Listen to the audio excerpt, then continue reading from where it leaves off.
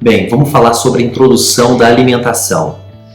Introdução alimentar é quando a criança passa do leite para se alimentar.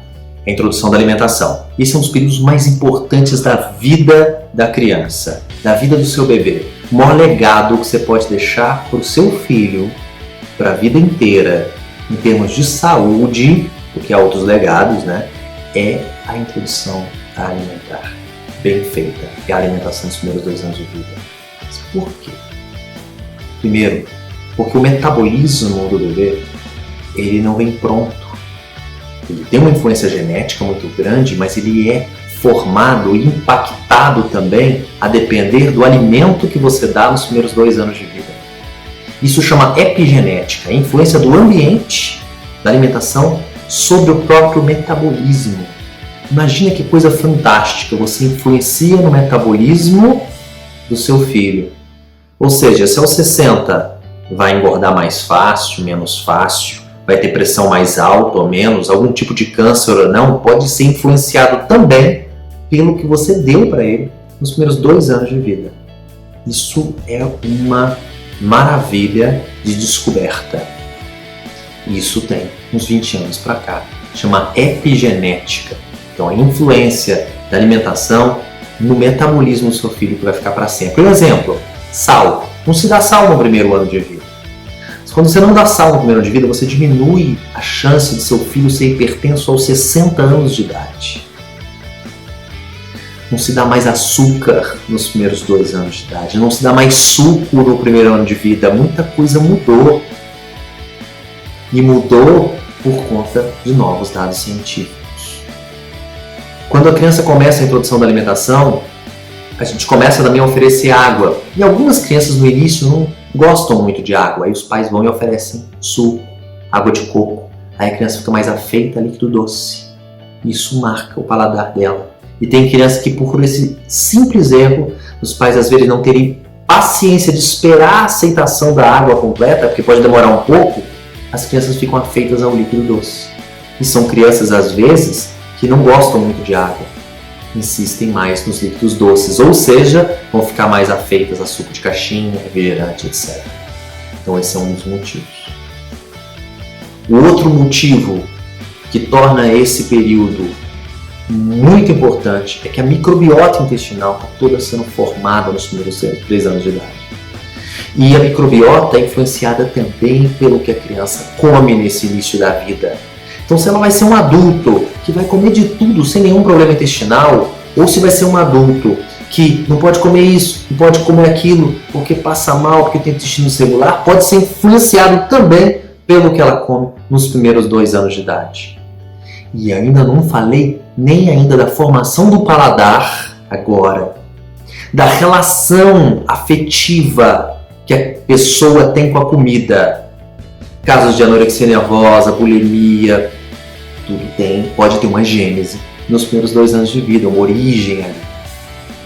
Então a primeira coisa que vocês precisam saber é da importância, que eu tentei resumir. Segunda coisa que vocês precisam saber é que a alimentação, ela tem um impacto cultural muito forte. Então seu filho vai comer arroz, feijão, legumes, provavelmente porque vocês acreditam que isso é bom para eles. E é o que vocês comem. É o que a gente come no Brasil. Então, a repetição vai fazer com que eles comam exatamente isso. Mas se vocês acreditassem que o bom fosse comer foca crua, foca, o bicho mesmo, animal cru, como os menininhos do Alasca comem, eles iam comer isso todos os dias. Então, a alimentação tem um componente cultural, tem um componente das nossas preferências. E aí a gente tem que abrir a cabeça com relação à alimentação, que um dos pilares de uma alimentação bem feita é variação. Variar muito a alimentação ativamente no primeiro ano de vida. Mesmo que você pense que a nossa alimentação, a do adulto, não é tão variada assim, mas do bebê do primeiro ano tem que ser, porque aí está a formação da microbiota, aí está uma formação, estímulo de paladar futuro, que mesmo que ele chegue aos 2, 3 anos, fique muito seletivo, se você variou muito no primeiro ano, ele tende a ser um adulto que vai comer melhor. Então a variação é muito importante. Às vezes a gente dá muito exemplo, às vezes o pai, por exemplo, odeia abacate e dá abacate para o seu filho, o filho cospe e fala: ô meu filho, puxou para o papai, nunca mais vou te dar isso. Isso é muito ruim mesmo. Para de dar. A Vai, por exemplo, a mãe que ama de paixão o abacate, oferece 1, 2 vezes e o filho rejeita e cospe, mas ela gosta tanto. Ela vai oferecendo, é capaz do menino aceitar. Porque tem 3 grupos de alimentos. Os grupos de alimentos que a criança não vai gostar de jeito nenhum. Aqueles que ela ama, que a criança ama de cara. E o terceiro grupo, que é o maior grupo, veja o maior grupo, o grupo dos alimentos que precisa de repetição para a criança começar a aceitar. E nesse grupo, que é o maior grupo, em média são necessários de 6 a 8 repetições para a criança começar a comer aquilo melhor. Então a variação alimentar é uma coisa muito importante. Terceiro ponto, o momento da alimentação tem que ser um momento agradável. Na hora de introduzir o alimento para o seu filho, tem que ser um momento, porque ele vai comer no início, não é de fome não, ele vai comer de curioso, ele vai comer de brincadeira, ele vai comer por uma curiosidade. Ele não sabe ainda que aquele alimento satisfaz ele, sacia ele. Então vai comer de curiosidade. Esse é o momento de uma relação que vai se tornar uma relação que pode ficar pro resto da vida, uma relação afetiva, boa com a comida. A criança tem que ver a comida e ficar entusiasmada de ver a comida. E ficar feliz de ver a comida na mesa. Essa é a relação que a gente quer que tenha. E só tem isso se você começa a oferecer o alimento no momento adequado. No momento que o seu filho está sorrindo, está aberto ao ambiente, às experiências sensoriais do ambiente, audição, ele sorri, ele reage, ele está no contato. Aí é o momento de dar alimento. Então o menino está enjoado porque está com sono, não vai alimentar bem. Porque está com muita fome, também não vai comer bem. Porque ele não associou o alimento à saciedade, ele vai querer mamar. Então ele não pode estar com sono, ele não pode estar com muita fome, ele não pode estar irritado. Esse é um momento bom, um momento adequado. Como eu comentei, a alimentação tem um componente cultural. Cada país faz de um jeito. Então não tem uma ciência muito exata por trás. Aqui na América Latina, como na Europa, a gente começa muito com fruta, né? Porque a fruta lembra mais o paladar inato do bebê, que é mais puxado para o doce. E como no início da alimentação, muitas vezes a criança não come coisa nenhuma, só faz mais bagunça, é um pouco frustrante se você faz aquela papa de legumes e tudo e ele come 1, 2 colheres. E é tão frustrante que isso pode gerar uma ansiedade nos pais e a gente tender a errar, impondo a comida, sendo mais impositivo, aí a criança começa a ficar com um pouco de birra da colher, da comida e faz uma aversão negativa. A criança associa as coisas muito fácil. Você dá comida para o seu filho, dá uma injeção ao mesmo tempo, na 3ª colher ele vê e chora. E tem criança que não precisa de injeção não. Vê a colherzinha já começa a chorar, fez uma aversão da alimentação por, às vezes, muitas vezes, uma ansiedade nossa. Então, por esse motivo, muitas vezes começa com a fruta, mais simples, mais rápido, mais fácil, lembra o paladar inato do bebê. Fruta é uma boa de começar. Agora, nas crianças com alergia alimentar, lembrar que, de modo geral, as frutas são mais alergênicas do que os legumes. Então, uma criança que tem uma sensibilidade mais alta, aquela que tem alergia a múltiplos alimentos, aquela que a mãe tem que fazer uma dieta mais rigorosa na amamentação, aquela criança que toma fórmula de aminoácido, talvez esses sejam bons candidatos para não começar com a fruta, começar com os legumes. Entre as frutas, né, a gente em geral começa com aquelas 4 frutas básicas, né? Banana, pera, maçã e mamão. Dessas 4, a banana é a mais alergênica. Então, é a última que normalmente a gente começa a oferecer. Então, numa criança com esse perfil de alta sensibilidade que eu citei, a gente começa com legume.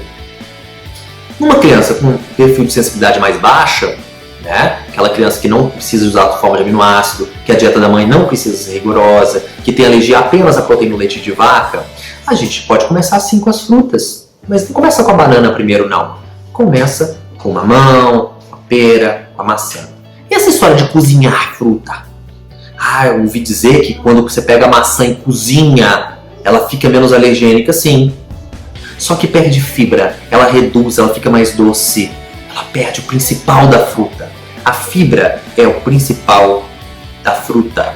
Não é a vitamina dela, não. É a fibra dela. Então a gente não deve fazer isso, não precisa fazer isso. É mais fácil realmente dar uma pera ou uma maçã mais cozida, fica mais molinho, mas a gente não deve fazer isso. Deve dar a maçã e a pelinha in natura, sem cozer. Então a gente começa, quando começa com a fruta, deixa a banana para depois. E pode oferecer 3 dias consecutivos a mesma fruta, para ver como que vai ficar o intestino. Tem algumas crianças que prendem muito o intestino, pode dar mamão, que seja, que prende muito. Lembra que ela só toma líquido, só toma leite, que tem 88% de água. Quando começa a comida, as fezes viram uma pasta. E a força que ela fazia anteriormente, que era uma força para sair fezes mais líquidas, dessa vez ela faz a mesma força e não sai. Por quê? Tem massa. E por que tem massa? Porque ela começou a comer. Então tem criança que nesse período desenvolve uma constipação. Então tem que ficar atento com o corpo. Então são 3 dias consecutivos para a gente olhar as fezes, para a gente olhar se tem alguma reação alérgica. Lembrando que, então, as fezes ficarem um pouco mais endurecidas é normal. Ficar vermelhinho por volta da boca também é normal. Afinal de contas, é uma reação química da própria fruta. Por isso que depois da fruta lava bem a boquinha. Espera uns 10, 20 minutos para oferecer água. Não oferece água junto com a fruta, porque o estômago do bebê é muito pequenininho. Dá a comidinha, dá a fruta, espera uns 20 minutinhos e aí oferece água para o bebê. Isso com relação às frutas. E com relação aos legumes, que seria a hora do almoço, porque culturalmente a gente come a fruta de manhã e o almoço à tarde. Então a gente começa ou com a fruta ou com os legumes. Quando começar com os legumes, também os legumes não é para dar um monte de legume, né? A gente começa com 2, 3 legumes. Naquela criança muito sensível, com suspeita de alergia a múltiplos alimentos, que toma forma de aminoácido, essa criança você pode começar com 1 legume e aí acrescentando 2, 3 legumes, sempre de cores distintas. Então nessa criança a gente pode fazer mais devagar. Uma criança de baixa sensibilidade, a gente já pode colocar 2, 3 legumes na papinha. E aí depois já ir avançando mais rápido, com a carninha, enfim, com as outras coisas depois. Bem, agora eu vou falar de um tema mais controverso. A introdução de alimentos potencialmente mais alergênicos. Peixe. Peixe e frutos do mar são alimentos potencialmente mais alergênicos. Você deve postergá-los numa criança com alergia à proteína de vaca? Bem, vou responder para vocês que não há evidências que postergar o peixe ajuda alguma coisa. Pelo contrário. Tá? Então a gente não deve postergar, isso aqui é só depois de 1 ano. Não, de jeito nenhum. Não devemos fazer isso. Nem com peixe. Nem com ovo, que é altamente alergênico. A não ser, claro, nas suspeitas, quando a mãe amamentava, etc. Mas fora isso, a gente não deve fazer. Nem com glúten. A gente não deve postergar também. Nem o glúten, nem o ovo, nem o peixe. Ah, e amendoim? Não, amendoim é guloseima, é porcaria, não é para oferecer agora, né, de forma nenhuma. Então, não se deve postergar esses alimentos com o argumento que a criança tem alergia. Claro que cada caso é um caso, né, gente? Tem crianças com sensibilidade a múltiplos alimentos que você vai bem devagarzinho. E essa questão de introduzir na janela imunológica, que é um período da criança quando você introduz o alimento, poderia ter menos possibilidade de alergia futura. Essa questão passa a ser secundária, porque a criança está com alergia a múltiplos alimentos, você vai ter que ir no ritmo daquela criança, e pode ser que o peixe fique para depois mesmo, para depois de 1 ano. Né? Então, o que eu só estou comentando é que você não deve ativamente postergar, né? Mas pode ser que em determinada criança, com muita sensibilidade, isso tenha que ser feito porque a alimentação está mais devagar, está mais lenta. Outro lembrete é num subgrupo de alergia que chama FPAS, que é aquele grupo que a criança tem vômito, diarreia de forma imediata quando toma a proteína do leite de vaca. Vômito um atrás do outro que chega a desidratar. FPAS é aquela sigla para enterocolite induzida por alimento. Tá? A síndrome da enterocolite induzida pela proteína do leite de vaca. Nesse caso, quando a criança tem histórico de ingerir uma forma, por exemplo, começar a vomitar a ponto de pronto-socorro, ter diarreia, a gente não deve introduzir os grãos primeiro. Nem soja, nem arroz, porque são crianças que têm uma possibilidade de reação a arroz, olha só. Então tem um subgrupo de alergia que a gente deve postergar o arroz, né? E às vezes até outras coisas, mas aí vai depender, e aí cada caso é um caso, aí começa a ficar grande demais o vídeo.